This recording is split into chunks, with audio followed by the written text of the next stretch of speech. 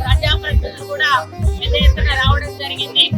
మరి ఎన్నికల కోడ్ ఉన్నా కూడా ఎలక్షన్ కమిషన్ వారు పట్టు వస్త్రాలు సమర్పించడానికి మాకు పర్మిషన్ ఇవ్వడం జరిగింది.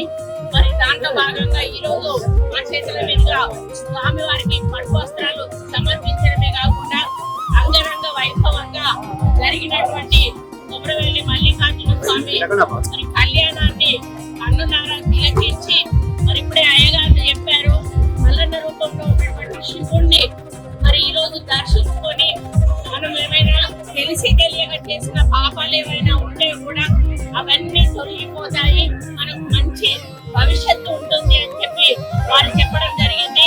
మరి చాలా ప్రశాంతంగా కళ్యాణం జరగడం చాలా హ్యాపీగా ఉంది. ముఖ్యంగా అమ్మవార్లకు మేము మాట ఇచ్చినట్టుగా 2 కిలోలతోటి ఆల్రెడీ కిరీటాలకు ఆర్డర్ చేశాము. అది మనకు లాస్ట్ వరకు బ్రహ్మోత్సవాల వరకు కూడా కిరీటాలు రావడం జరుగుతుంది. అదే విధంగా పల్లెకి పోయి ఏదైతే ఉందో అది కూడా ఉడెంతో ఉంది, దానికి కూడా 2 తాపడం కూడా చేపించాలని చెప్పి ఆదేశించాము. కాబట్టి బ్రహ్మోత్సవాల సమయానికి అమ్మవారి కిరీటాలు ఆ 2 తాపడంతో పల్లెకి కూడా తయారయ్యే అవకాశం ఉంది.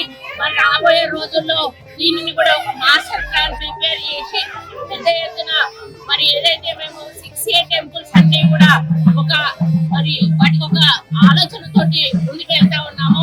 ముఖ్యమంత్రి గారు ముఖ్యంగా టెంపుల్స్ అభివృద్ధి అనేది, టెంపుల్ టూరిజం అనేది డెవలప్ చేయాలనే ఒక లక్ష్యంతో మరి అన్నింటికి డిపిఆర్ మాస్టర్ ప్లాన్ ప్రిపేర్ చేయమని చెప్పారు. ఇప్పటికే చాలా టెంపుల్స్ చేశాము. అవి ఒక తుది దశకు రావాల్సి ఉంది. వచ్చినప్పుడు తప్పకుండా వాటిని కూడా ముందుకు తీసుకెళ్తాము. అదే పద్ధతిలో గొల్ల కుర్మలు పూజించేటువంటి కొమరవెల్లి మల్లన్న టెంపుల్ ని కూడా పెద్ద స్థాయిలో ముందుకు తీసుకెళ్తాము. మరి రేపు జరగబోయే సమ్మక్క సారలమ్మ జాతర పండుగ కూడా మరి మీరు చూశారు, కానీ విని ఎరగని రీతిలో చరిత్రలో నిలిచిపోయే విధంగా మన ముఖ్యమంత్రి గారు ఈ రోజు అక్కడ నిధులు శాంక్షన్ చేసి మరి గిరిజన ఆరాధ్య దైవమైనటువంటి సమ్మక్క సారలమ్మకు ఈ రోజు కోట్ల రూపాయలు ఖర్చు పెట్టి మరి ఒక పర్మనెంట్ స్ట్రక్చర్ 100 సంవత్సరాలు నిలబడేటువంటి ఒక స్ట్రక్చర్ ని ఈ రోజు మేము అక్కడ కట్టిస్తా ఉన్నాము. కాబట్టి మన ముఖ్యమంత్రి గారికి దేవుళ్లను అదే విధంగా పేదలను మరి ఏ విధంగా పరిపాలించాలి అనేటువంటి ఒక ఆలోచనతో ఆయన ముందుకెళ్తా ఉన్నారు. విద్య వైద్యం కూడా వారు ఒక ప్రత్యేక దృష్టి తీసుకుంటా ఉన్నారు. అదే విధంగా స్పోర్ట్స్ కు కూడా ప్రత్యేక స్థానాన్ని ఇవ్వాలని చెప్పి మరి ఫ్యూచర్ సిటీలో కూడా మనం చూసాము మొన్న.